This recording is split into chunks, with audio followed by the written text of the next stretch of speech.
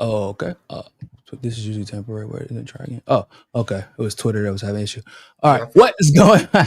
What's going on, everybody? Thank you all so much for tuning into this live stream segment, this special live stream segment on For the People Podcast and Revolutionary Blackout Network. I'm here with my man, my RBN and hotspot brother, Nick Cruz. What is going on, Nick? How you doing, bro?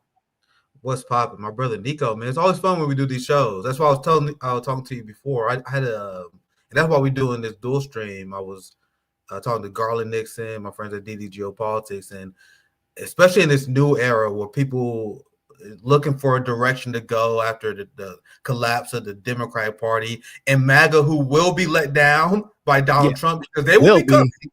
They So already kind of started, right? They already kind of started. yeah. So we need to build this foundation, is the true independent media. So that's what our big project in RBN is. And we said before, Niko House is already like an honorary RBN member. He's an Basically. RBN member, separate and everything, separate name. You know what I mean? So it's great to be doing this, and we definitely got to do this more often. It's always great to For chat. sure, man, for sure. And yeah, like you were saying, the problem that we had after 2016, we've talked about this before, is like TYT for all of their problems, they was ready. Like when it was time to fuck us over and steer their audience towards the Democratic Party and away from us, you weren't streaming yet, but like that was whenever I was coming up, and like they were out here making offers. Like people, my audience might know, but people might TYT made me an offer. They had, because Really that's whenever they surprised. started TYT politics, Yeah. and they made me an offer because I was always traveling. I was in New York at the time. I was doing on the ground work, and they made me an offer. And then they realized, oh shit, like I made it clear, like I'm not about to just be tap dance for the Democratic Party if that's what y'all think is about to happen. And then shit was rescinded, as you can imagine. So like Yeah. it's not like the independent media wasn't out there, but we were not ready to combat the falsehoods and the machine that the latte liberals had. Now it's different because now not only do we have like a machine somewhat of our own, at least as far as a network is concerned, but we also have like hindsight. Cause Yeah. y'all fucked up a lot, and everybody ain't forget about the last 8 years because the internet's forever. Yeah, that's why we started RBN in the first place. Before there was RBN, there was Niko House. I Hey remember man, seeing look, the covers, and it was just Niko House, and there was just Bree. You know what I mean?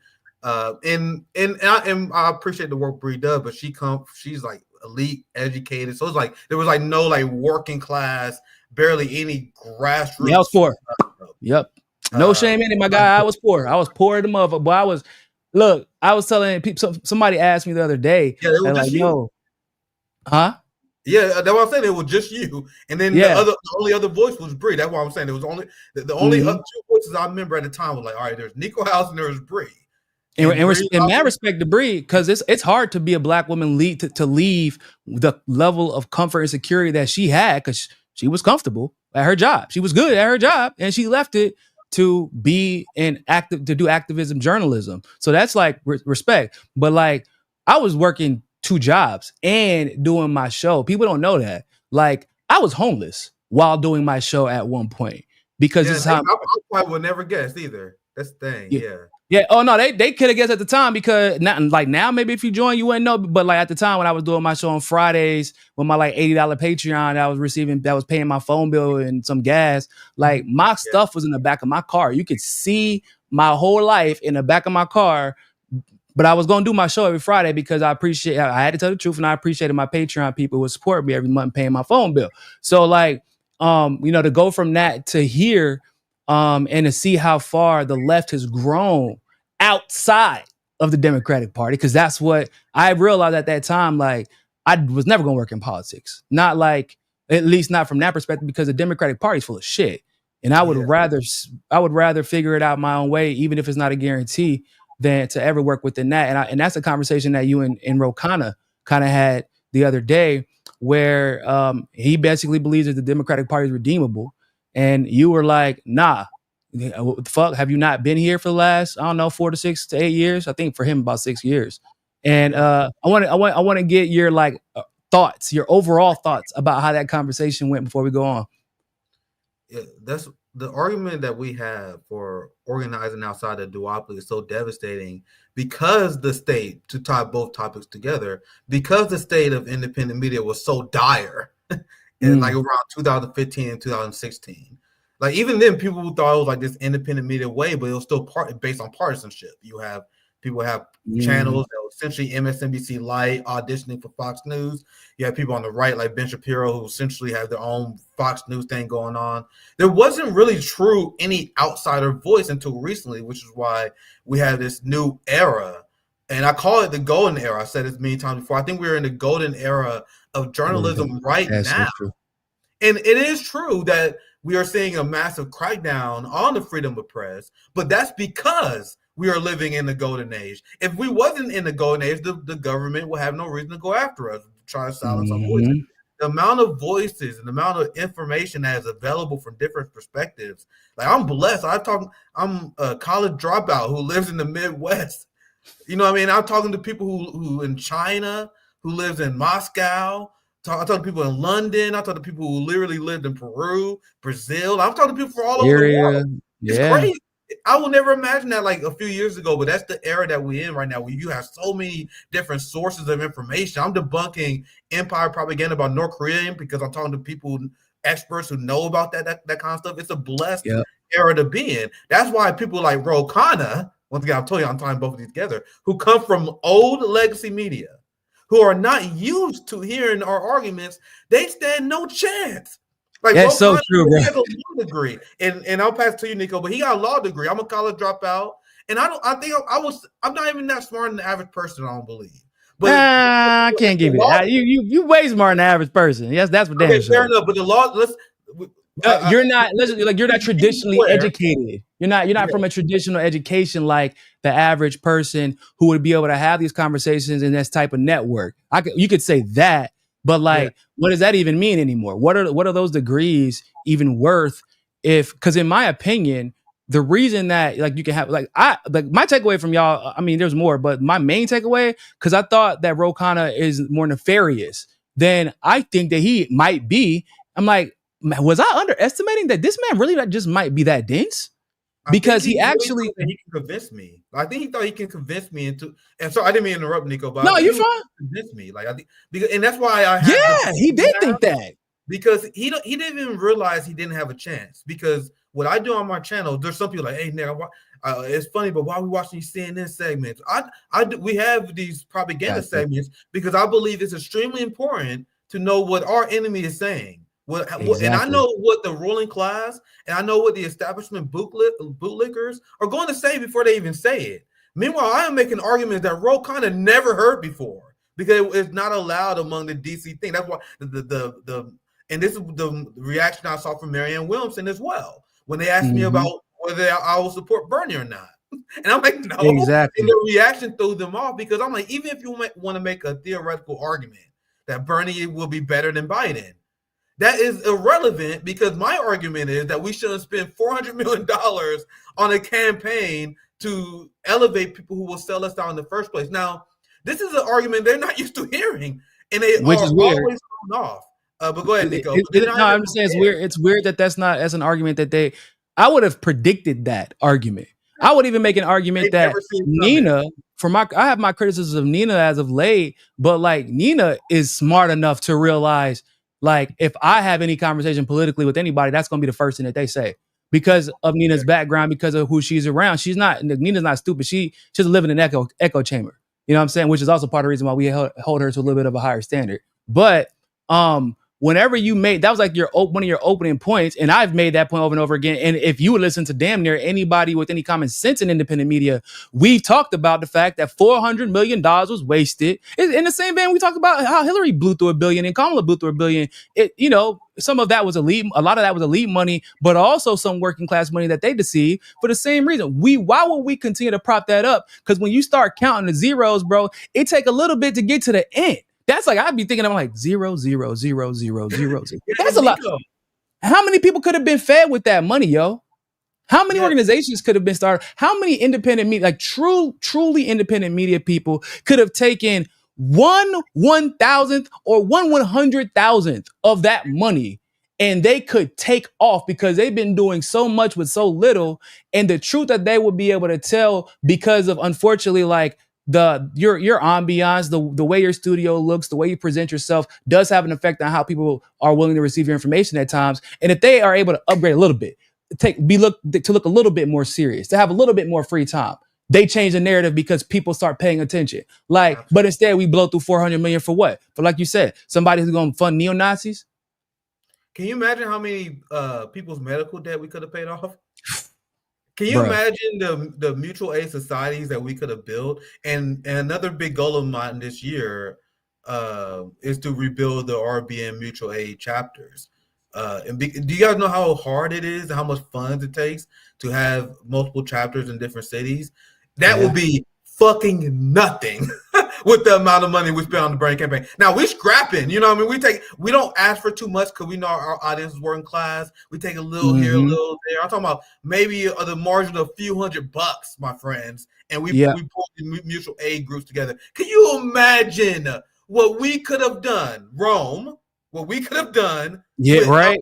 $1 million, let Well, Rome alone show up with 3 $1 million. pennies and somehow end up on the street with 30 pieces. I don't know how Rome used making them pennies stretch like that, but but you know what I'm saying? Like in Portuguese, it's like dá jeito. Like you figure it out. Like, but imagine what you can figure out with 400 million. But they would rather, it's like, so maybe if they don't spend that money on Bernie's campaign, you got the people that came out of Bernie's campaign, those fucking shysters, who will then go make NGOs that are making millions and millions of dollars. And then when you're trying to figure out, okay, well, who did you help directly with that money? Can't find them. And Right. Nico, you want to know what's interesting is when you engage in mutual aid, and this is what I learned, and it's actually very radicalizing because, and I explained on RB, once you engage in mutual aid, it's addicting. It's very, not only is it great for the Mm. community, it's fun and you love to do it, but you quickly realize how much you can accomplish with actually a little amount of funds. like, Yes. like I didn't raise a lot of money when I did my school giveaway, but I helped countless families. We Yep. did cookouts for the homeless. We gave away school supplies with pushing pennies. And once I realized how much we actually did with the Mhm. little amount that we had, I look at the amount of money that the boutique left had and saw how little they was doing, and that was It, radicalizing. You that's know. what, bro. It will set you off. Yeah. Oh, like, bro, it sets you over. Okay, so I'm a soccer coach here in Brazil, and I also at a little soccer academy for, it's actually from like 4 years old until 17. So there's an end of the year party that we do, and you have to pay every month to be part of it. It's not a lot. It's like 60 reais. But for some people, because I would say probably 3/4 of the kids they live in the favelas. So you got a lot of kids that are not, that they're playing with like soulless, shoot that. How you say? Cleats, like soulless cleats, or they're running in their shoes, or some playing without shoes. Some people, that we're trying to, gather money to throw this party for them because like the kids deserve it. They're working hard, busting their butts. And in this particular case, it was because of the things that are happening right now economically. It was very hard for some people to contribute to this end of the year party because it's normal for all the Brazilians to contribute to something like that. So I paid for 3/4 of it. And on top of that, the kids that I see had been working hard, coming to extra training, thing like that. And I knew their financial situation. I got them some shoes. I got them some cleats. Helped out the head coach, who isn't poor, but I know the work that he does, and he spends a lot of his own money damn near going broke when he got his own grandkids and kids think about like trying to help these kids. And I did it with like a few $100s. And now these kids get to have this massive thing. These kids would otherwise be doing, they would be what we would call bandidos. Like they would end up with the wrong crowd, basically. A lot of these kids would. Right, with they're at soccer practice while their parents are at work instead of hanging out with these other kids. Okay, like, and when you see stuff like that, you see like this is such a major difference in this person's life. And I didn't have to go through an NGO to do it. I just talked to one person. Who do I need to help? Okay, what do we need? Okay, cool. Here. And I'm like, I'm not rich. I'm okay, but I'm not even close to rich. And you think, and once again, like you said, and then you see how much money the Sam Cedars have, the Rokanas have in his little trust. I can't mess with this. My wife's trust, whatever. Yeah, that bullshit. You could if you wanted to. Like there's so many people that the Kyle Kalinskis of the world, y'all have millions to your name. We know. and y'all keep talking about how much you want to help the working class. Where it at? Where is it? Like, okay, cool. So maybe we don't agree on the same things. Okay, but say if you want to if you want to help the working class, what you doing there? And you can't. They can't answer. They can't answer, and that's why it's so frustrating when you then hear a person like Ro Khanna come on and tell you do the same shit you did last time. He was so close, Niko. Don't you know? We were so close. And then what? So why were you close and didn't get it done? Because that was the other thing that pissed me off. And you did mention. No, you did mention it. Y'all got cheated. Remember that? Y'all, you remember? And you rewarded them for cheating you by endorsing him. Yep. And so you're cowards. Yeah, and they don't understand how nice we actually was to them. The fact that there was even a Bernie 2020, because Ro was shocked when I said no, and I don't understand why anyone would be shocked. I wasn't even as radical. Like, I was you knew me back then. I wasn't even as radical as I was during my Bernie bro days. But the agreement I had, even when I was more liberal minded, was this is my last try. This is the last try. Yeah. Even before I was a Marxist, Niko, I was like, all right, this is my absolute last try. There were people to my left. I heard you guys like, oh, come on, Nick, you shouldn't do Bernie. I'm like, guys, let's try this one more time. This is my argument I was making at the time. Let's try this one more time, and if it fails, I'm done forever. So I even said I understand the argument, because you got to make sure. It's like, no, because when we do have this conversation in 2023, 2024, I want to look back and say we tried it y'all way, motherfucker, 2 times. And not only did we try it, like I always say, like Bernie didn't lose, we were robbed. We were robbed. By every single metric, we won. By every single metric, we not only did we win, but Bernie had the methods to in the network to argue in courts at the time, ahead of time, in a way that no one else had, because we were so because Nina was like, yeah, we know that they're going to try to pull their bullshit, and she said that they had the network and the lawyers and they were ready to challenge. Bernie chose not to. We won, and they still took it from us, and you want us to do that shit again? Come on. And I know you know why he looked at you like that when you said you wouldn't vote for a candidate like Bernie. You know why he looked at you like that, right? Yeah. Because he's gonna run. He's gonna run for office. You know that, right? You know he's gonna run for president.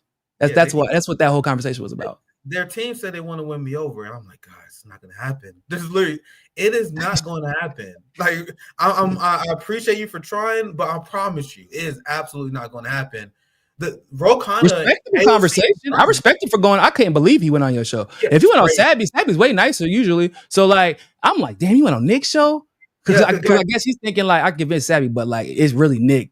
Like, well, no, he can't convince Sabby, but you are the one who's gonna be the loudest about cussing motherfuckers out for trying to even think about repeating what they did in 2020 because of how much personal stake and personal labor you put in to trying to help that campaign in 2020, only to see them throw y'all under the bus again.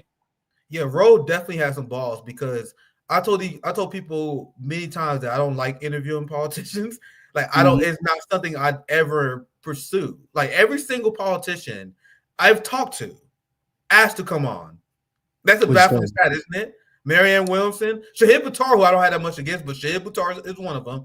Shahid Buttar back in the day, Marianne Williamson, Ro Khanna, and probably a few others I'm forgetting. But they always ask to come on. And my mindset is I will always want to talk to someone if they want to come on RB and have a conversation. And what makes Ro such a madman is I was very transparent that I was going to get his ass. Because I was telling him, like, hey, I'm telling you right now, this is going to be an adversarial interview.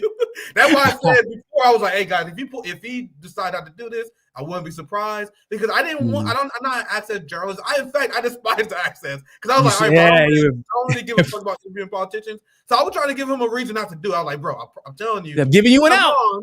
If you come on, bro, I'm going to grill you. He's like, yeah, I'm down with it. I'm like, all right.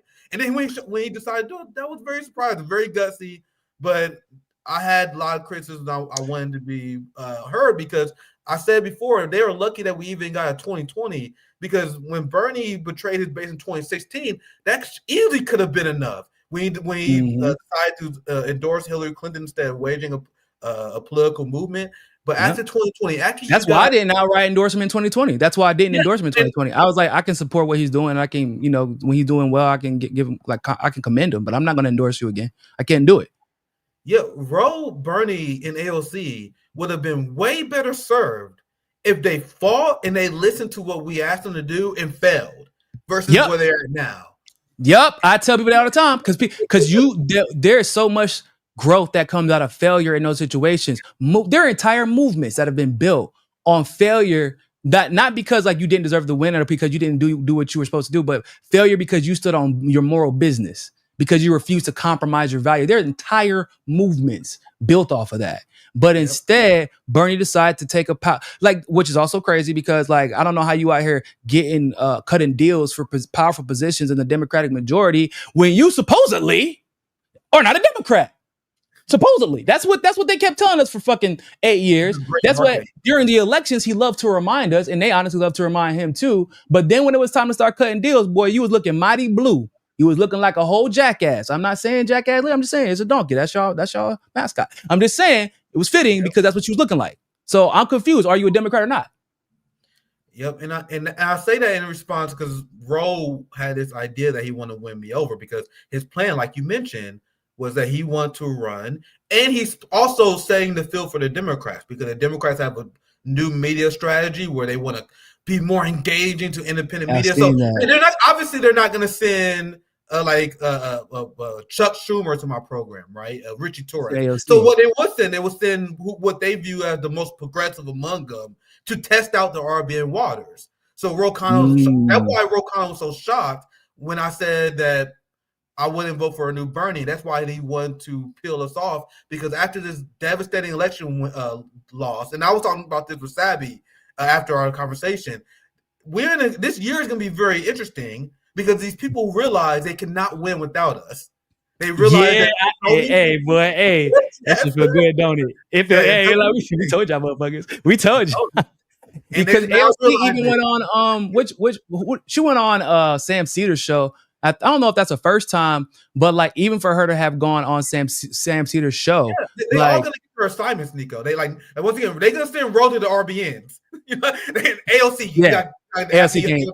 No. Yeah, that would be because I got look, if AOC ever came on my show, because we would have with AOC, the thing about AOC is because I won't say she made a mistake, but she made the mistake of she had so many Greens running her campaign. People always forget that, and some people never knew that. Greens are the reason she got so far so fast. She was so well organized. I know someone who was on her staff before. He got a lot of juicy details, but continue, Niko. That's what I'm saying, bro. There are people who know stuff, and me being one of them, because her communications director would call me or email me, or her campaign manager, who was literally still Green Party at the time, with Niko, what do we say in response to this? Niko, how do we handle this media blunt? Niko, what's the best strategy to respond? I knew about. Then we had people that were literally from MCSC that were working on the ground that were at the party when she won. There are people like that she promised to bring to DC with her because they quit their fucking jobs to help her get elected, and she just left them to the side. There are so many questions that people would have that I would have personally for somebody like AOC, because I'm like, I would never fucking trust you based off of the way you treated the people who got you where you're at. So like, you need to start from there first. I need an explanation for everybody you fired, everybody you let go, even the dude that was kind of like her ex staffer. What was her head of staff for in Congress before he left? Yeah. Chakrabarti. I think that's his name or something like that. Chakrabarti or something like that. And when he left, I think we even had a conversation about, I said, there's one or two things that's happening. Because he was somewhat liberal, he capitulated somewhat to the Democratic Party a lot. But I'm like, hold up. So he's leaving because either AOC is about to pivot so far to the right that he's like, I can't get with this, or he pivoted so far to the right and AOC is not down with it, which would be, I guess, an improvement, and I'm okay with that. And it turns out it was AOC. AOC pivoted so far to the neocon right via her affiliations with the Democratic Party that even Chakrabarti had to leave, dog.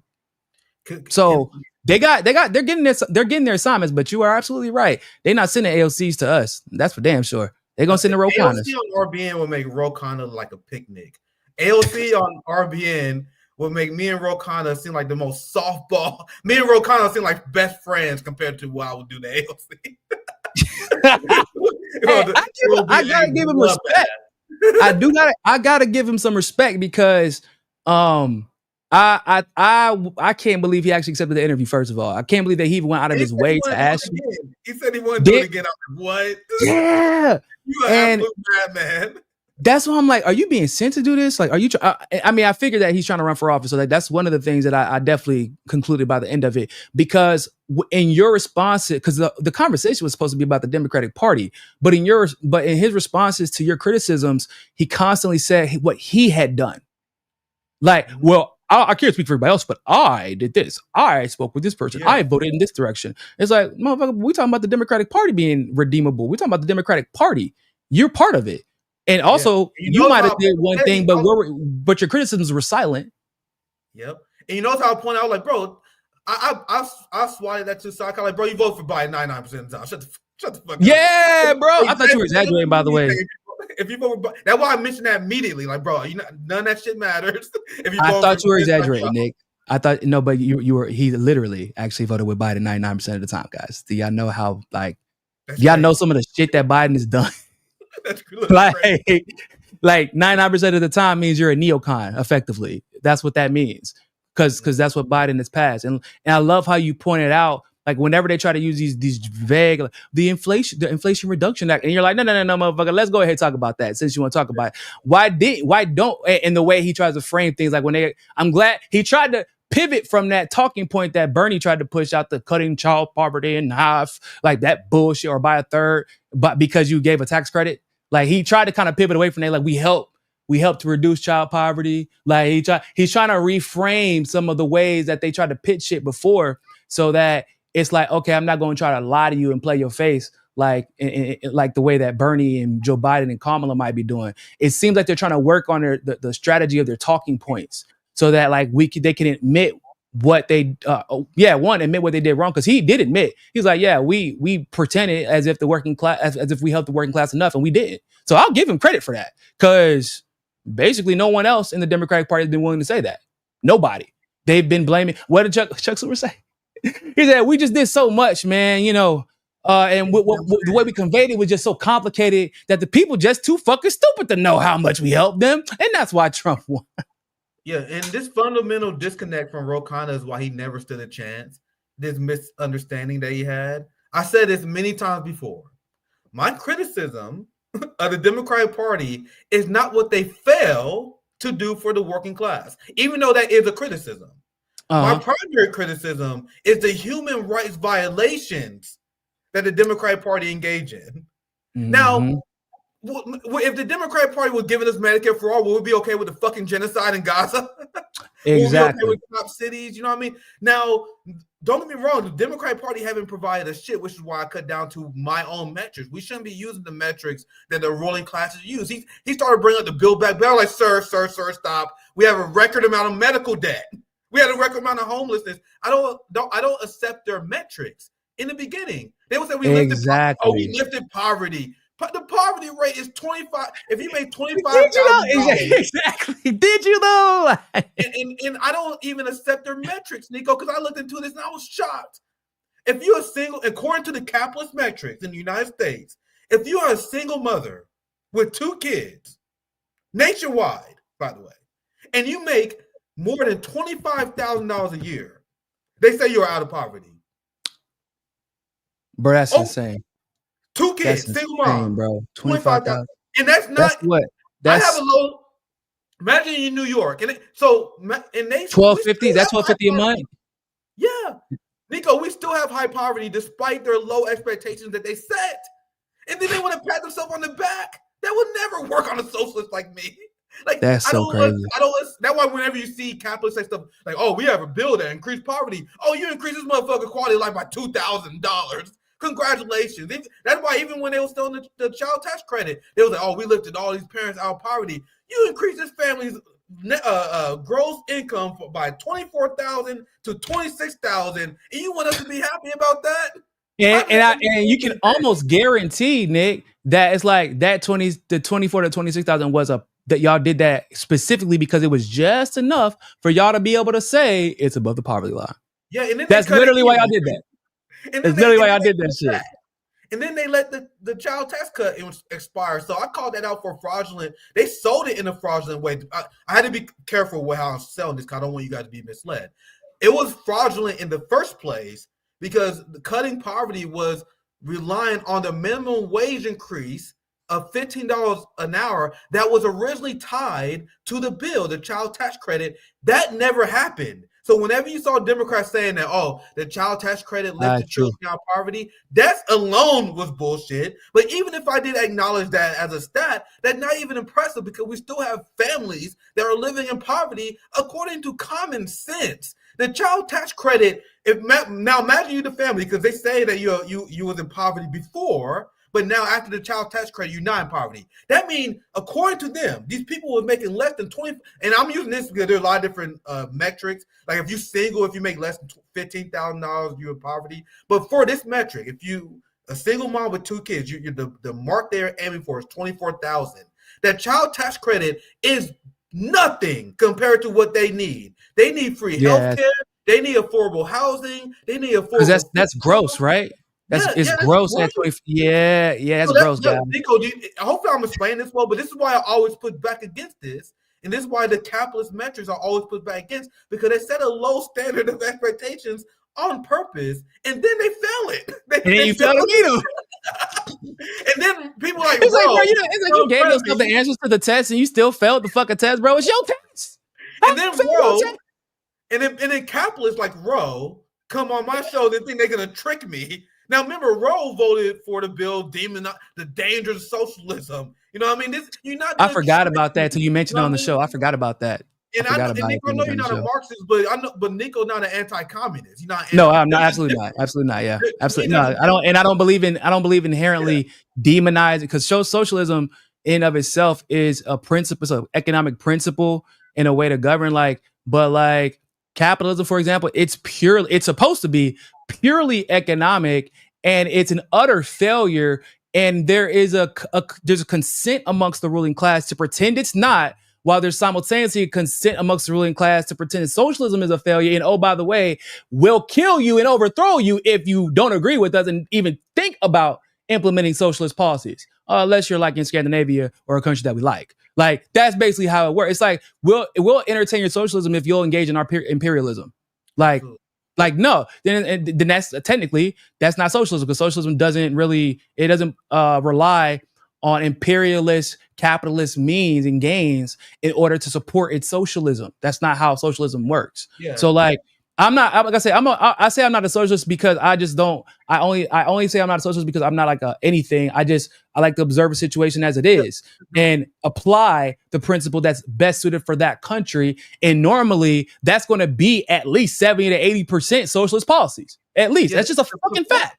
Yeah, the point I'm making, I'm glad you explained it, but the point I'm making overall, you guys know is that I'm a hardcore, so I'm deeply believe I've read a lot of theory about it. But you guys know that not a red line if someone don't agree with me on socialism. Because I believe that people are inherently gonna work towards socialism, because if you're part of the working class, you're gonna inherently want to fight for what's best for you. So our job is to steer you in that direction, which Niko is on. What I view as a red line, so I have a lot of people, that's why I talk to a lot of people who are not socialists. My red line is anti-communism, which Niko is not. So anti-communism is an unhinged ideology which led to the death of millions. Exactly. Anti-communism is the belief that capitalists have the right to invade the sovereignty of other countries if they choose to embrace a communist ideology. It's an ideology that we must pause the development of the working class in order to fight people who believe in a central planning model that is different than us. This is the reality of the sanctions regime. We're going to halt the development of the working class in order to win ideologically. And then they also will engage in hot war. Historically, we've seen... We're going to halt the development of a working class to protect it from socialism, because for some reason, socialism, even though we said socialism would fail on its own, we have to help it fail in order to prove that capitalism... What? That shit don't even make it. That's what kills me about the anti-communist shit. Because it's like, based on y'all's logic, y'all shouldn't have to do anything if y'all think it's so bad. Like, why you need to help this government overthrow this person? If communism or socialism is that bad, don't sanction them. Let the government fail. The people will handle their business. But apparently, it doesn't work like that. Communism or socialism in various countries worked so well Like oh man, what's my man's name from the guy who helped rename it Burkina Faso? What's his name? I'm blanking. Thomas Sankara? Sankara. This dude, he was one of the founders of what we know today as Burkina Faso, which means the upright people, basically the uncorruptible people, right? This guy was so motherfucking, he was so damn good at his job, bro. They had to kill this man after 4 years because he helped to overthrow the French puppet government, and this motherfucker was locked up. His movement was so solid, his people overthrew them for him. They were so ready to ride for this guy. Dude said, "Oh, y'all ain't got air conditioners? Fuck it, we ain't got air conditioners. Take it out the government. Every government office, take it out for real." Guy, he sold all the luxury cars. He changed the entire Burkina Faso economy so that if you do want to work with us, it is mutually beneficial, but it is to better the country from the inside and not. And he pulled everything out the IMF, of course, pulled out relations with France, of course, and they're like, "Okay, we'll just let them fail." 4 years later, this shit ain't failing. Get him up out. Get him up out of there. And I respect Burkina Faso because you know what they did later on? People don't know about this part. What they did later on, they found every motherfucker who participated in that coup. And they got their ass. Yeah, yep. They got it's like something. It's like something reconciliation, basically, which I agree with. We until we figure out what happened to MLK. Now we do know what happened to MLK, but until we actually reconcile that as a nation, and some people in the people involved in the government are held responsible, all the co-conspirators with JFK, Malcolm X, Fred Hampton, the country will never move forward. I don't give a damn if, like, even in name or nominally through later, we're gonna help that. No, because what you've shown time and time again is even if you try to do something positive, like the 13th, 14th, and 15th Amendment, you somehow managed to fucking include slavery and desegregation. Exactly. So we need reconciliation like that. But to your point, like if socialism is a failure, then let socialism fail. But they can't find cases of it. And what capitalists don't understand is that we're extremely scientific. If something fails, we seek to address it and fix it. That's the whole idea of scientific socialism. Capitalism is chaos. It's anarchy. They don't give a fuck if education continues to fail. It's worse than anarchy. Anarchy entails that it's like hands off. Yeah, it's worse than anarchy. It's the government actually working to use socialism, actually socialist policies to help the worst people be the richest, and then gaslight the world and say like they got that way because they work harder than you. That's why. Has nothing to do with their inheritance. It has nothing to do with the fact that you were segregating the fucking country for the majority. And the segregation in and of itself wasn't bad because black people still managed to succeed even with segregation. The problem was they're like, damn, bro, they still fucking succeeding even with segregation. So now we got to pass federal policies to make sure that they have disadvantages because segregation in and of itself isn't working. Like, that's the problem with capitalism. It's like, it's not anarchy. It's worse than that. It's literally reverse socialism. It's the caricature of socialism that people like Elon and Trump and Fox News and even these Democrats try to sell you like that. Oh, that's how it would be if that's how it is Bolivia. That's how it is El Salvador. That's how it's like, no, isn't that what y'all do? That's what y'all do right now. That's literally what y'all do. It's just the working class getting fucked over while the elite stay rich. You mean what y'all? Nigga, that's right now. Right now, that's what y'all doing. Nah. Yep. Yes, it is. Nah. Bro, it's so fucking annoying. That's why libertarians, a lot of these anti-establishment right wingers cracking me up. Whenever they make a criticism of communism, socialism, mostly just them projecting what's wrong in our society already. Exactly. And once again, I'm not. I think I am extremely persuasive, and I flipped so many people who was like skeptical on socialism. So I'm very confident in my ability to do that. This is why it's not a red line whether people call themselves socialists or communists, but anti-communist is the red line. And this is why I didn't get a chance to push Roe on. I mentioned it. I threw a jab at it. If I had more time. And this is why Roe never stood a chance at winning me over. Because Roe voted, he sided with the most hardcore right-wing Republicans to support the dangers of socialism bill, which is straight up propaganda. Which is why you were going out of your way to be like, okay, Roe, so what the fuck is your red line? Because of how many people have tried to damn us damn near excommunicated us from independent media as leftists because like, okay, I'm willing to have a conversation with the conservative if it means I can try to convince them to bring, like they were like trying to expel us. Like, okay, so what's y'all since y'all liberals are so fond of red lines, what's your red line, bro? That's what I'm What? saying. I'm glad you Didn't have said one. Did he have exactly. one? He didn't have one, right? He never really. He didn't answer. He didn't answer. So, I pressed him on it like twice, and then after the second time, I feel like his non-answer was an answer.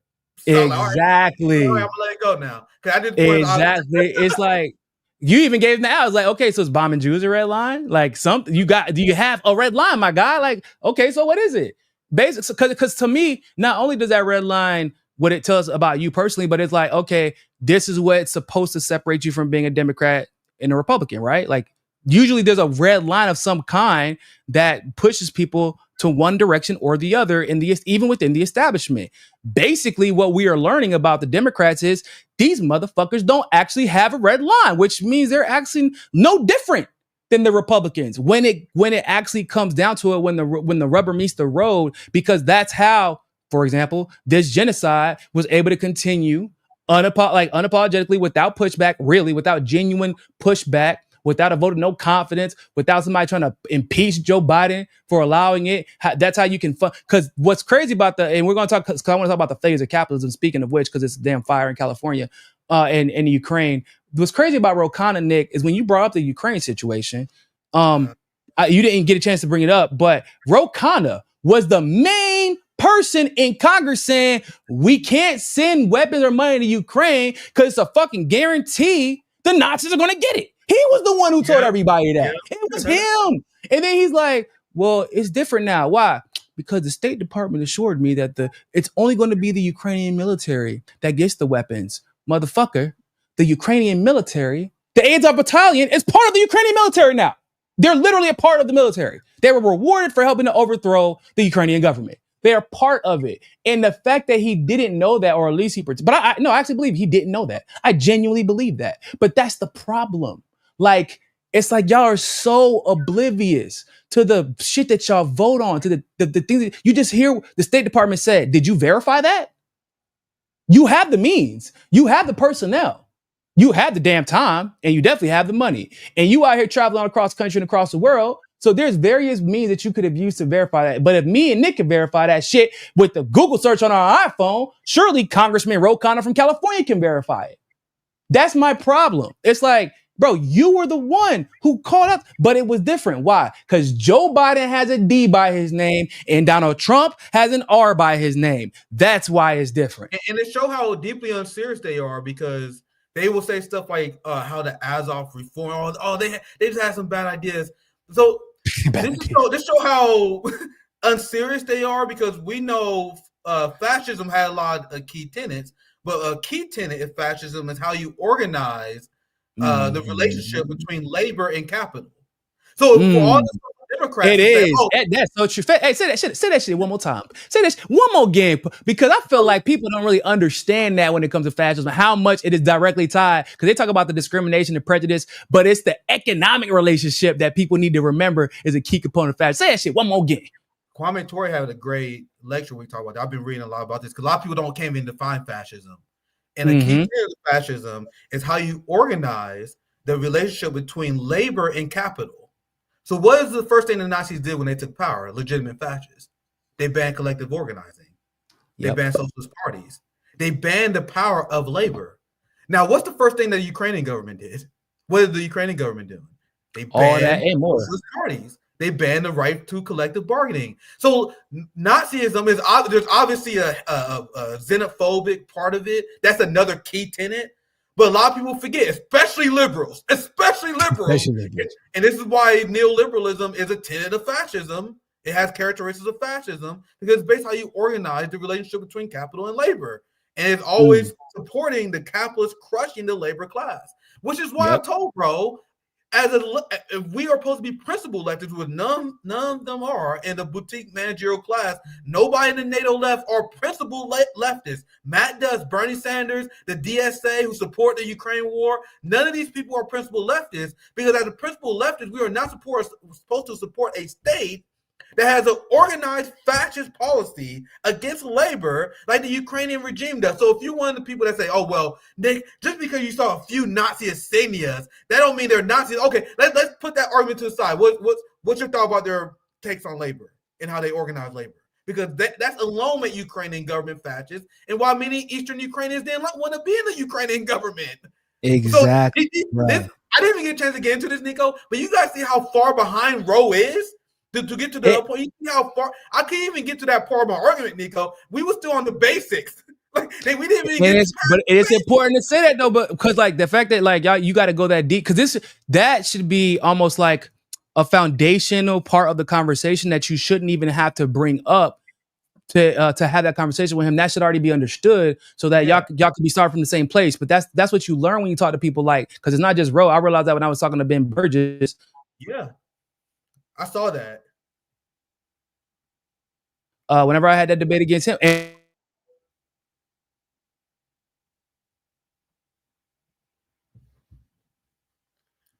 I don't know, that me breaking up or Niko?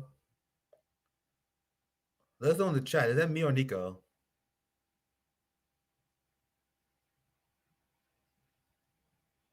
Chat. I think Niko broke up. Let me know in the chat. Yeah, okay, it's Niko. But I'll continue my thought as we wait for Niko to come back. I've been waiting to push, and in the conversation with Roe was so cathartic, because I've been waiting to push the NATO left on their bullshit regarding Ukraine. I couldn't even get, and then this was that we got to the basics of Ukraine. And I have a clip, and I'm so glad it went viral. The clip of me exposing his hypocrisy about supporting Palestinian resistance versus supporting Ukrainian resistance. That's just the basics of why the left is supposed to oppose a proxy war in Ukraine. I also went into how escalating conflict with a global nuclear power, that is inherently a bad idea. The fact that I'm a Black American and you guys are supporting people who are unapologetically band-right Nazis. Like, there's so many principles, and that's why supporting the NATO proxy war was a red line, and a deal breaker. And I had this tweet thread I made where I listed all the reasons why the Democratic Party was disqualified to be supported by leftists, and that was before the genocide. That was weird as hell. Appreciate you holding down. Yeah, it's all good. I was just sharing my thoughts on the Roe Ukraine segment, because I was explaining how it was extremely cathartic to finally to explain to these NATO leftists why it was so absurd. It was a deal breaker. Right as you joined, I was explaining to people how the Democratic Party and Joe Biden, they crossed the red line even before Gaza. Like, yes, the Ukraine war is enough for people like, okay, we need a mass exodus. So I am a Marxist. I believe in the right to own gun. But let's say you're more liberal minded, like a lot of the Democratic base are. A lot of people in the Democratic base, and I do want to decrease gun violence. Anyone who supports gun ownership believe in that, right? We want to decrease the amount of the legal flow. Yeah, well, I believe in guns. I believe that there technically is a direct correlation with legal gun ownership and a reduction in gun violence. There is technically a correlation. Yeah. And I promise you, the illegal guns didn't come here. Like, people don't get illegal guns out of nowhere, guys. I'm just letting y'all know that. Like, yeah, and that's my point. Imagine that's a core tenet of yours. And let's say you're like a David Hogg liberal and you care about gun violence so much, right? You guys realize that Biden's DHS, and I don't know if I mentioned this, bro. I don't know if I had time. Once again, we was on the first layer of the conversation about Ukraine, and Roe couldn't even pass that damn layer. There's so many layers of why they fucked up with Ukraine and why they never gonna win us over. Biden's DHS said that there is a black market boon of guns being sent to terrorist organizations and neo-Nazis because of our gun trade to Ukraine. There are many neo-Nazis going to take these guns, many of them that is accountable for, and they're going to bring it back home. So you want to know the problem that we're going to be dealing with for decades, Niko, in the United States, and I think in Brazil as well. There are a lot of neo-Nazi elements. Oh, for sure in Brazil. We're going to be dealing with this shit for a long time when neo-Nazis have these weird-ass fucking guns that came from the massive weapon trade to Ukraine. Isn't it interesting how the liberals like Ro Khanna, who care about gun violence, don't give a fuck about that? Isn't it interesting? what I find interesting too is like they're calling it black market. Is it really black market when y'all just get y'all giving because what that the part of the conversation that often gets left out with people like Ro, and once again because you got to fucking spend so much time telling him the basics of the problem that you never get to the part. It's like so like why are we supporting a Ukrainian government that's arming terrorists in Africa against the Burkina Faso government? Why are we arming Ukrainians that are literally supporting terrorists in Syria? Like that's a fact. They're and unapologetically so. And because their excuse, they believe that they're justified in doing so because I'm sure that the U.S. government told them to say this, but their excuse is, well, because there are Russians, they're helping them, and that's why we're arming terrorists. It's like, well, I mean, if there should be any agreement between y'all, is that like terrorism is bad, right? Like, so if once again we get back to the red line, if terrorism isn't the red line, then like y'all think that maybe Russia might be right. Maybe there is a fucking Nazi problem. Maybe there is a terrorist problem. Like, duh. And if the guns end up back in the U.S., in Brazil, in other parts of the world, it's not by coincidence. It can't be. Because you can't keep giving the money when, like you said, Biden's DHS are the ones telling y'all, yeah, these guns are 100% going to end up in the wrong hands. And if we also know because of just public information, but of course they know too, that the wrong hands oftentimes literally mean terrorists in other countries, you knew it's not an accident. You knew, and you still continue to arm them. It shouldn't be a surprise where those guns end up. And this isn't the only, and Ukraine isn't the only instance where that happens, where these terrorists end up with the weapons. But it's a way for the U.S. to keep their hands clean as they're using terrorists to overthrow governments. Because now I get to use Turkey, for example. I get to use Ukraine, for example. And I can say, well, no, we just gave them the money, and our companies made the guns, and they assured us. Isn't that what Rose said? They assured us.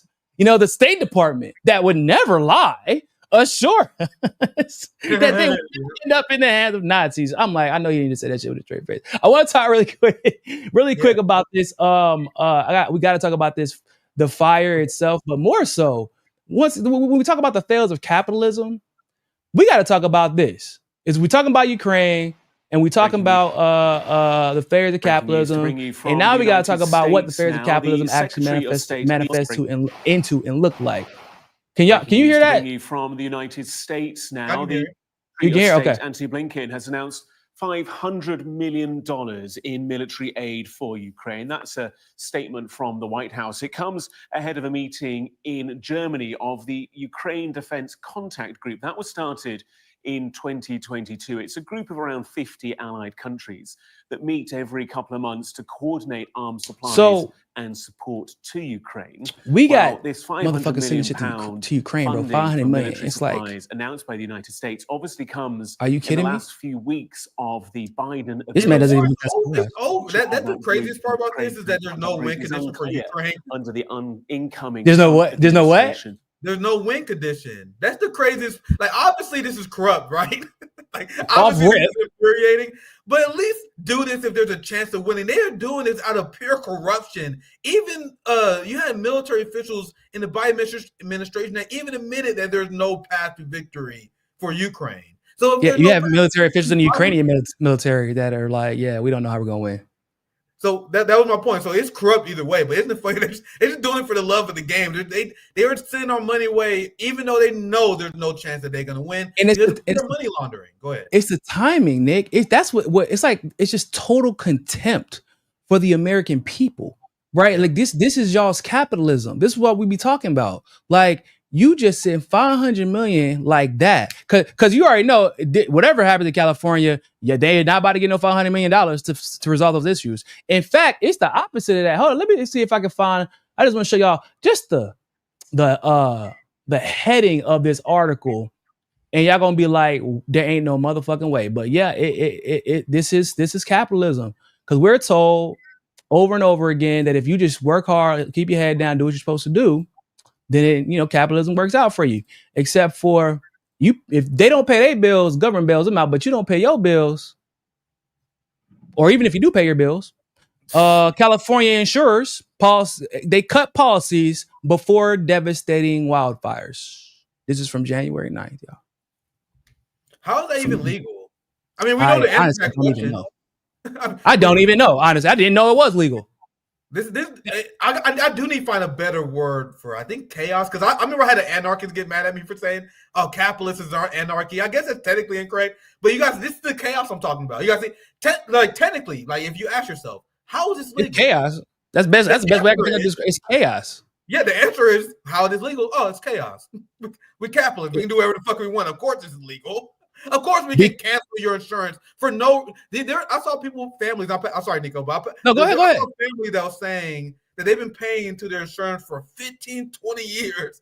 And after someone was paying to their fire insurance for 20 years, and you just randomly do it, how are they even legal? The fire insurance. The insurance I'm paying extra money for because everybody and their mama knows, like clockwork, there is going to be a fire in California that year. Everybody knows it. That's part of the reason why their housing insurance is so expensive. It's kind of like the insurance in Florida. Like, at some point you're probably gonna have to use your flood insurance. Like, you have to buy it separately. Like, so the moment that y'all know there's gonna be a fire or their fire starts, y'all like, yeah, cutting that shit off. Sorry, bro. No, you've been paying this shit on time faithfully for 15 years for this very moment. It was your time to shine. And guess what? You know why they can do that, Nick? Because every insurer or every insurance company, it's something you learn if you've ever worked in any type of insurance, is state by state by state, which means the attorney general effectively of the state attorney general would have to take them to court and then sue them and go through that. Yeah, okay, but it's California. What y'all think the attorney general's about to take their ass to court? No, they're not. And by the time they won the case, do you think that those people would actually they'll be able to afford their home and recuperate and recover from what just happened? If the insurance companies paid out in time, it wouldn't be as bad. But it's already bad enough that it would take a while for them to pay out. But then you would have to go through litigation, which would take years. And then you would have to hope whatever the result, because it would be class action. So then you would have to hope that the result of the litigation, that the settlement that comes out of the litigation would even be enough to recuperate what you lost, which probably wouldn't even be the case. So like there will be no accountability. You're screwed. Your house is done. Your place is destroyed. And let's not forget, because of where it's happening out and how many places are being destroyed, people are going to be having to look for houses in other places in nearby areas because people still got to go to work, still got to handle their business. Okay, so what you think going to happen to the housing market, Nick? Now that everybody is looking to buy a house.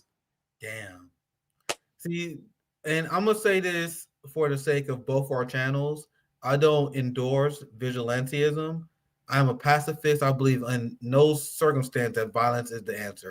I don't call you a pacifist. I'm saying that for our channel.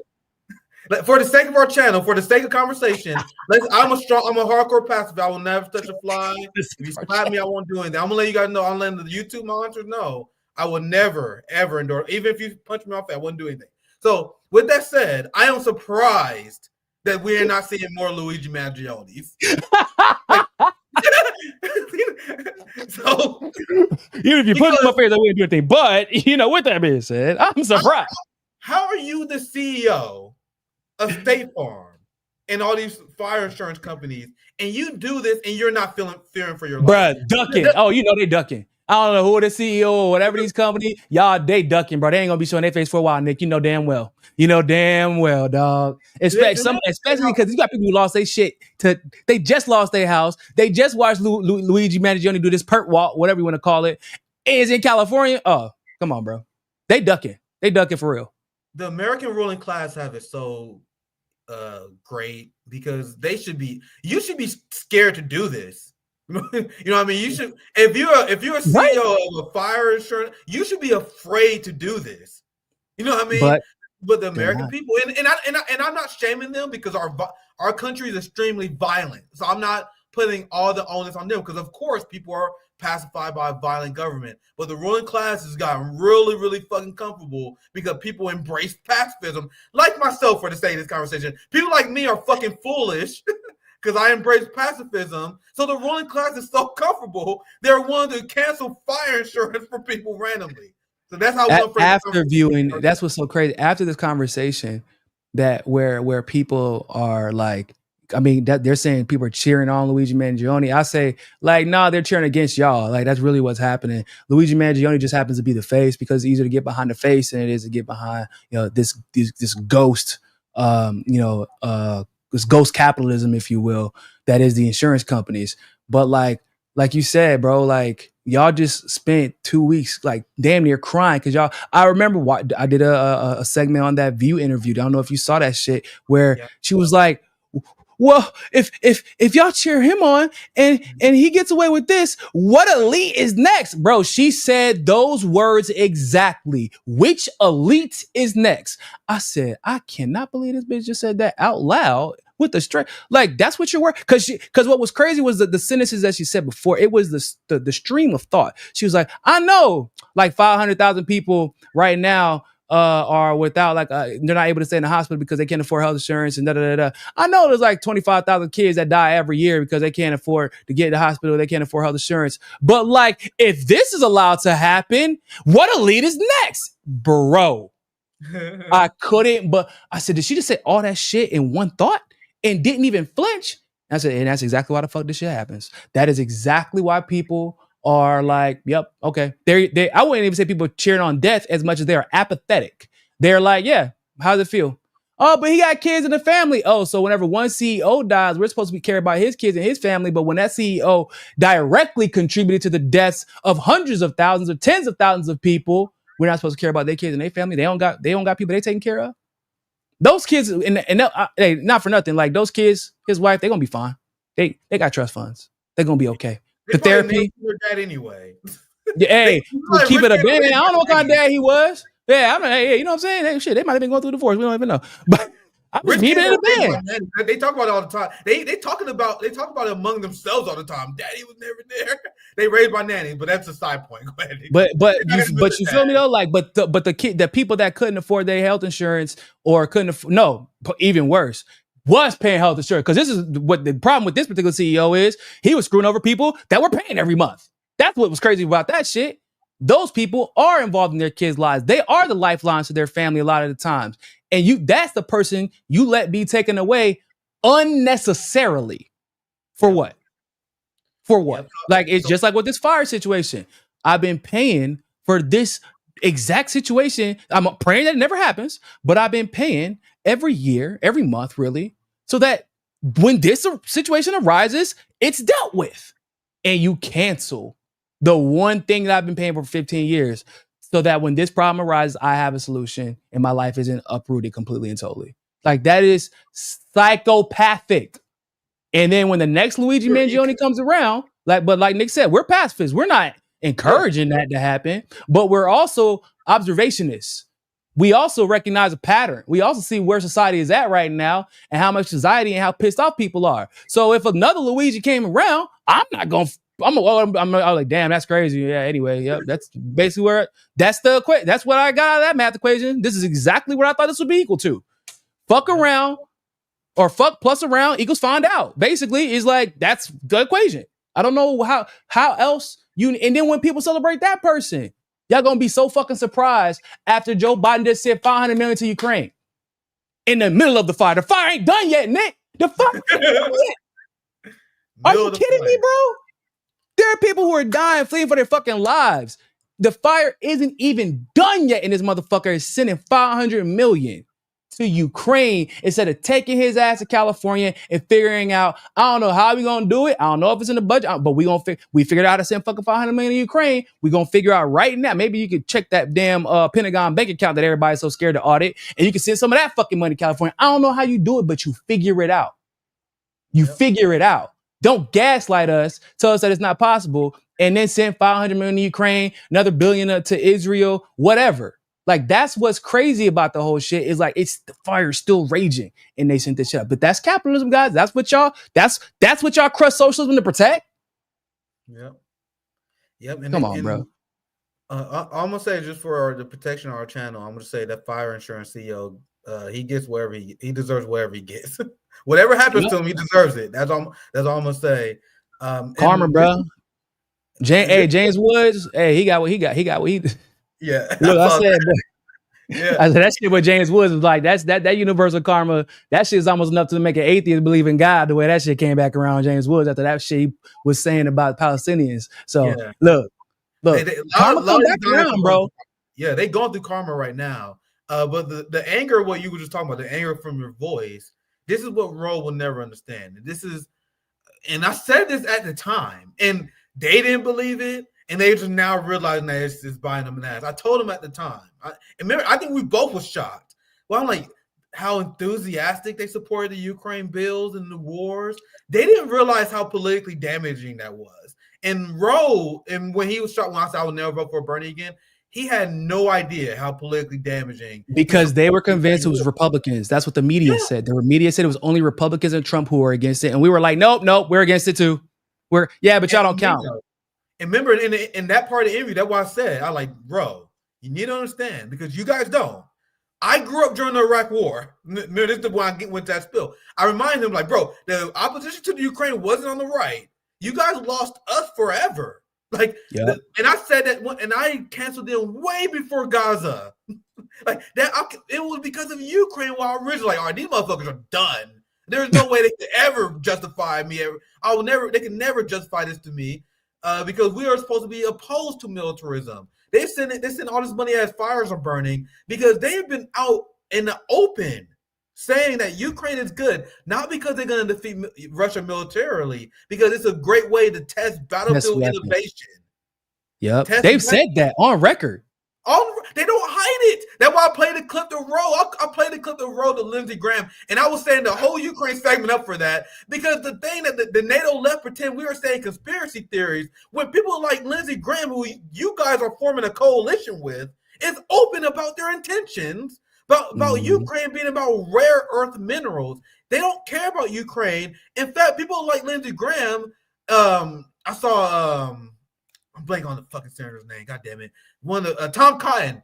I just thought they just openly say stuff like, man, the Ukraine war is actually kind of good because we can test weapons. We can fight Russia for resources without. We can drain Russia of their Russia of their military capabilities and try to overstretch them. They say shit like that. Like nothing like we're actually gonna win. They never say anything like that. Niko, and they also say, Niko, they say it's also good because we do. I heard Claire McCaskill say this on MSNBC. They say we are able to do all these things that you just mentioned without losing a single American. It's Ukrainians that are dying, which is also a lie.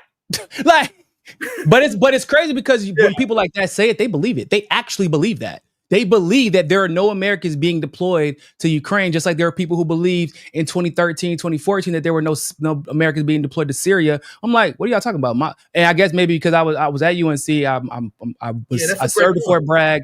I'm like special forces and Rangers and shit like that. That's like a part of my childhood. So like, I just had a friend that got back from Syria. Whenever I'm watching the news, Barack Obama saying there's a red line that has to be crossed before I think about sending troops to Syria. I'm like, bitch, you already sent troops to Syria. What are you talking about? They're already there. They're already there. People are like, no.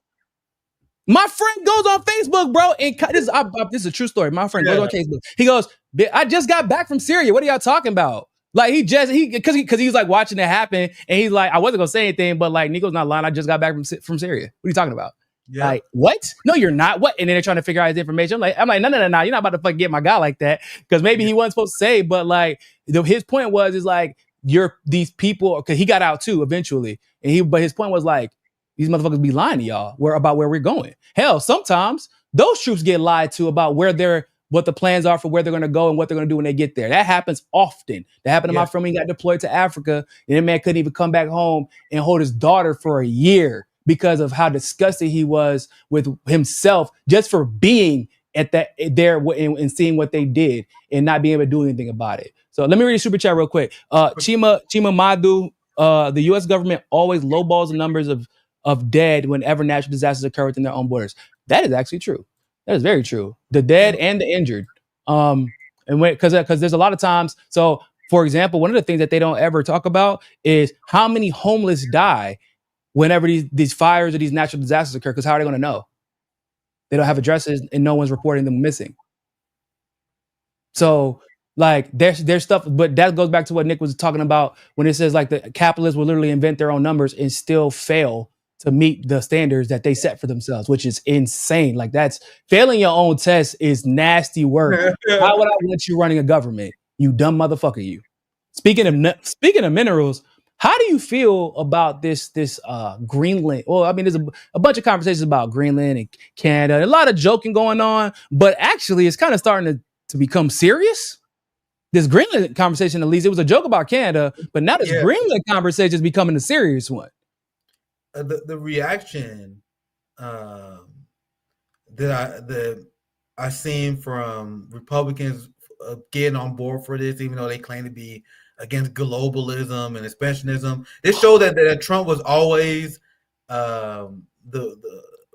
always a sellout and the ruling class agent to actually implement their global world order. I always avoided the term globalism. It was always a way I feel like people to avoid criticizing capitalism.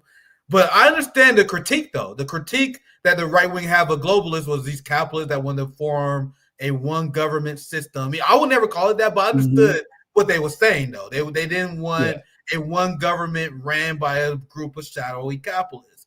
That is literally what Donald Trump is endorsing. Donald Trump is literally, because when you see the original New World Order plans that came from, they wanted to divide the world in certain regions instead of planets. That's the whole idea of the globalist New World Order conspiracy theory. Now, Trump, by floating the idea of having Canada as the 51st state and taking Greenland, he is literally following the map where you have in the entirety of Europe, then you have North America, then you have South America instead of countries.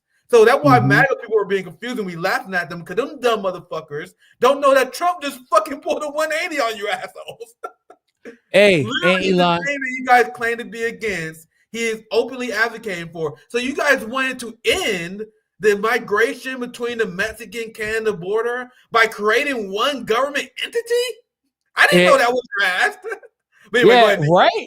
And which is super weird because that like almost sounds like open borders to me. The same open border that y'all bitching about. So do I get to move to Canada and Greenland and get free healthcare? Is that how this works now? Because once again, I never talked about globalism like that. But isn't that what the right was supposed to be opposed to? You know what I mean? I talk about globalism for those precise reasons because the problem with globalism is like it is the worst elements of capitalism, but under the like one government that would probably be unaccountable because they wouldn't really call it a government, right? Yeah. And it would I don't even know if you can call it a government because you wouldn't really vote for it. It would be the richest and wealthiest people in the world making decisions. For everybody, and they're only allowed to make those decisions because other rich and wealthy people select them to do so.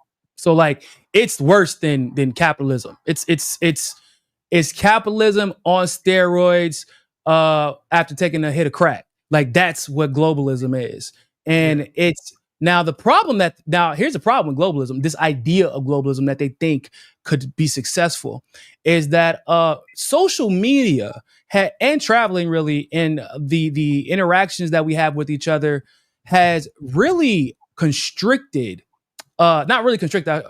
It's better to say it's connected us more. The struggle around the world that seemed like it was so far away. Like my struggle is so different than this African struggle. My struggle is so much different than this European struggle.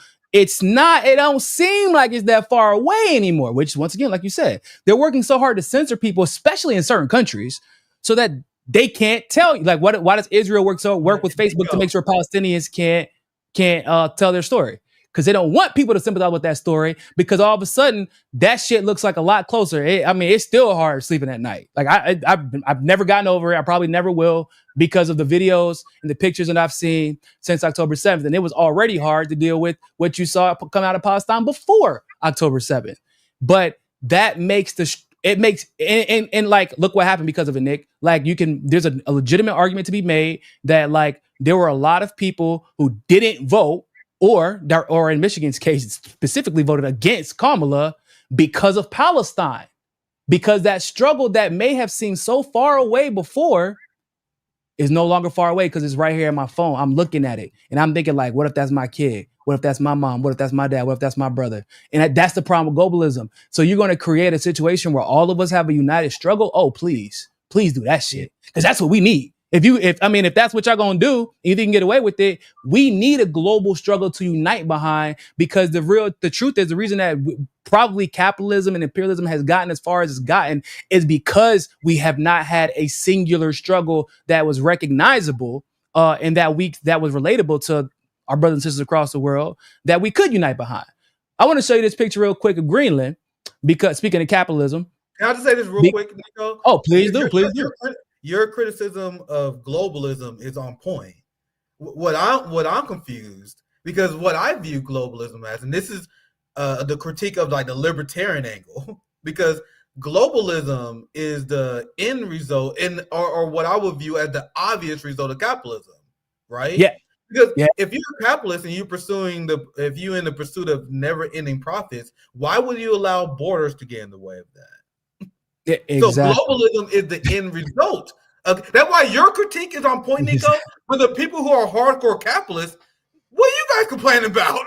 This is the end result of your ideology. I hope you understand what I mean, but go ahead, Niko. No, you're 100% right. That's the funny part. Like, bro, with these, what are these? For example, the NAFTA, which is like the opposite of North Atlantic Free Trade Agreement. It's not really free trade, right? It's like the opposite of free trade. It's to regulate it's like to make sure that really one or two governments really are controlling the inflow and outflow of resources and money, and how much another country can profit through trade. That sounds like globalism to me. Like, is that not like, because it's one country controlling the economy of a huge portion of the globe. Well, really the whole globe to some degree, whether it be NAFTA or WTO or the IMF for that matter, or the World Bank for that matter. All of those are basically products of globalism. It's just that we may have not had a word to describe it, but like those are also products of capitalism. And until you're willing to address that, because the goal of capitalism is use capital to gain more capital, no matter how you have to do it.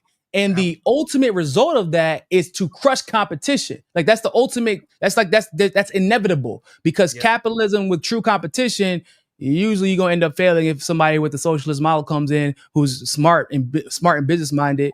You're going to lose. Like, because look what China's doing. China, they like pretended to be capitalism for 2-3 years. Yep, just let the fuck y'all over. And then we gonna turn all of it around, and they flipped it on its head, and now their outlook on their country is looking a lot better than the outlook on the United States, right? So like that, but what we're seeing right now is with what they keep calling globalism, y'all keep wanting to call this shit everything than what it is. It's capitalism. Yep. No, we can't call it that though, because this is not what capitalism looks like. What do they always say? True. This is true capitalism. You're talking about that crony capitalism. Okay, you know what I always tell them, Nick? I said, please give me an example when capitalism worked. Show me one a capitalist who's not a crony. But go ahead. Yeah, it's true. When I ask people, because people are like, oh, well, you're so like, no, I'm not socialist. So anyway, now that excuse is out the way, explain to me, please. When has capitalism? What is this pure capitalism that you're talking about? When has it existed and when did it work? Well, there was that. Nope, never. Nunca. Never. It has never happened. When we talk about the robber barons and how, and even before that, how they got their money. When we talk about the British Empire in the early 1900s and the late 1800s, and how they robbed basically everybody around the world to get what they got. They can't even put on a crown without you counting them hundreds of thousands or hundreds of millions of dollars from each country that's in the fucking jewels of that crown. Like, They can't ride. You can't even ride down the street without looking outside your window and seeing something that the Great British Empire stole from somebody else. Okay, right. Give me an example where just straight competition and innovation led to more competition and innovation and everybody benefited from it. It never happened. It's never existed, guys. I'm sorry.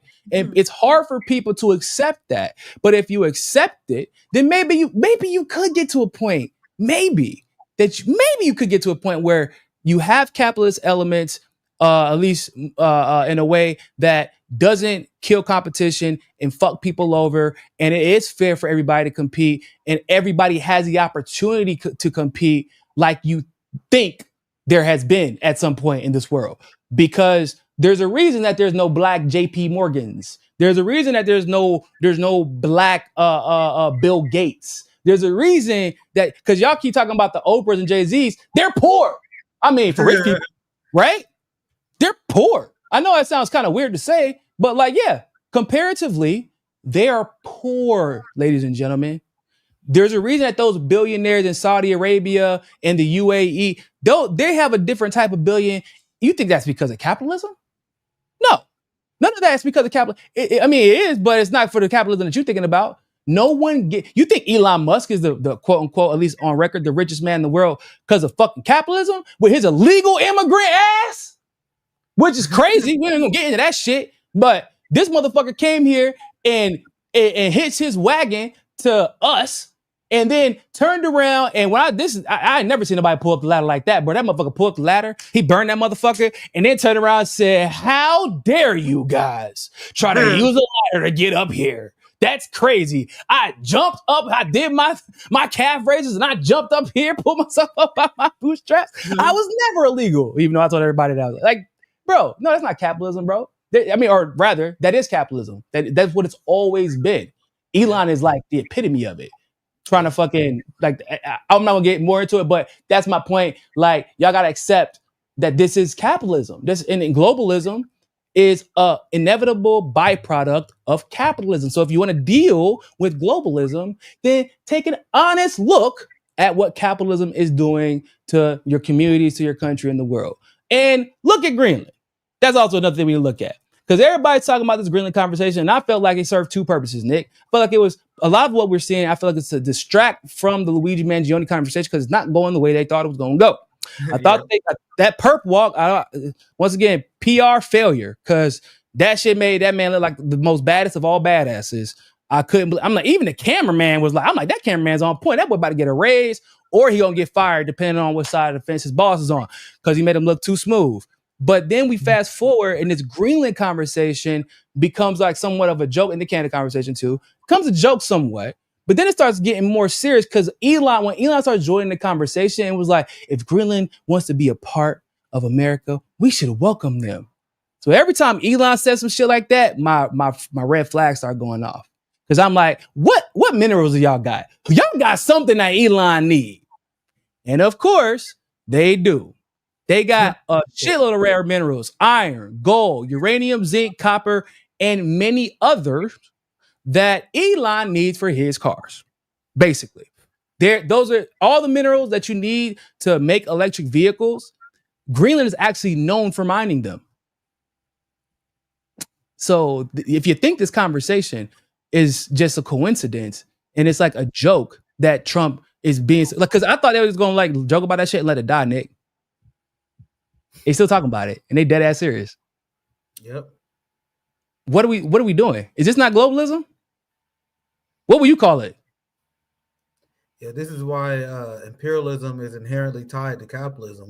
What happens when your model relies on never-ending expansion? You will inherently look across your borders, right? So Trump doing this, I ain't gonna lie, they caught me off guard, but they're like, of course he would do this. This is what they do. They're like, you know what I mean? Now I think like, of course they would do this. The same way they will start a war with Russia and Ukraine over rare earth minerals. This is why the inherent rot is with the capitalist ideology and the mindset that will make, oh yeah, let's just grab this shit. Like people showing all these clips of like Jesse Waters and all these Trump supporters like cheering it on, and people will really see the barbaric and brutal ideology. It's so weird. That maintains them, yeah. And what did you see that Fox? I can't remember that Fox News anchor. He literally said, "We need." He said, "I'm not like saying I necessarily support it, but like I feel like now because they don't want to." Oh, he's talking about Canada. He's like, "But now because they don't want to, I need to satiate my imperialist thirst, and we need to take them now just because to prove that we can."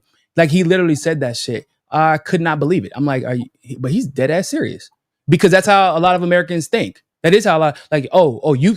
Okay, now, well, I was joking. Yeah, you know, everybody knows somebody like that. Oh, I was joking, but since you fucking are taking it serious, I'm going to take it a step further and say, we're going to do it. That's how Americans are. But with this Greenland situation, I don't understand. Whenever y'all, first of all, the fact that you are part of the federal government, because Elon technically is part of the federal government now, and everybody keeps saying, Nick, man, he doesn't collect the salary. Bitch, shut the fuck up. Y'all think that Nancy Pelosi is worth damn near $200 million because of her $200,000 congressional salary? There's more than one way to collect a check, my guy. First of all. Second of all, you got all these Pentagon contracts. You're getting all these damn subsidies for Tesla from the federal government and from state governments. And the minerals that Tesla needs for them to continue making their vehicles, and for you to stay on top of the competition, really. Because if we did make some deal with Greenland, who do you think would primarily benefit from that? Elon, the guy working within the government, because he could probably get some exclusivity with those minerals. Like when you come out and you say that you are like, yeah, we should welcome them if they want to be part of the U.S. government. And you know how fucking weird that is? You know how toxic that is? You know how crazy that sounds? Instead of saying we should be doing whatever we can to help Greenland fulfill whatever their version of self-determination is, however we can help, bilateral agreements, cooperation, that type of shit is what you say when you are trying to foster a relationship between two nations and one of those nations has something that you might need. This motherfucker said if they want to be part of the U.S., we'll welcome them. Mm-hmm. What? Nick, what is going on, bro? What? And we're just all on social media and these conversations that we've been having the last 2-3 days. I'm just kind of scrolling and I'm thinking to myself, are we living in a fucking satire? Is this like an SNL skit? I seen the few like principal Trump supporters are like, what the fuck? I didn't sign up for globalism. I thought we was here to close the border. And I hope you guys realize that there's no refunds. Because good luck holding Trump accountable. Now this motherfucker is only running for one term. I warned you guys. Trump is going to continue to do that. He's not going to do anything that you guys want him to do. He has no reason to. You guys gave him no reason to. You guys gave him your support with no conditions. And now, now we're going to do our own thing. We're going to do our own. That's why people wonder why he's so emboldened to sell out his people so much. He's not running again. You guys gave him and his people so much power. Now they're gonna do whatever they want, right? Yep. And it's scary because he can't protect himself from the government, right? So he can't protect himself from so he's not running again, which means this thing that where he was able to kind of avoid a lot of the consequences. Some of obviously what the Democratic Party was trying to throw at him was bullshit, but like he was able to avoid a lot of the consequences because is becoming president again. So now however he pisses off these people that don't like him, if he leaves the government, he can't protect him and his family anymore because he can't run again. So he now has no incentive actually to do what his base wants. For example, I don't know why people keep acting like the JFK file is about to drop. They're not dropping. Like everybody's like, boy, he doesn't have a reason to. Yeah, he does, boy. He can be assassinated. His kids can be assassinated. Boy, I mean, the CIA is CIA, dog. They very good at it. Well, they're not as good as they used to be, but they're still pretty efficient and effective at fucking your life up. They're not going to allow the JFK files to drop. People believe that Trump, for some reason, is going to drop them, and I'm like, no, he is not, because, like you said, he has 4 years left of that level of protection. That layer of protection that being the president gives you. And he has presidential immunity. That's a fact. Apparently he has some presidential immunity, but like he ain't got immunity from the CIA because not a single person has immunity from the CIA. And that's who would be, we know for a fact that's who's going to be blamed whenever the JFK files come out. And it's not going to be a little bit detailed. It's like probably going to be, we're going to disband the CIA if we figure out what really fucking happened type shit. Y'all think that they're going to let Trump do that? No, they're not.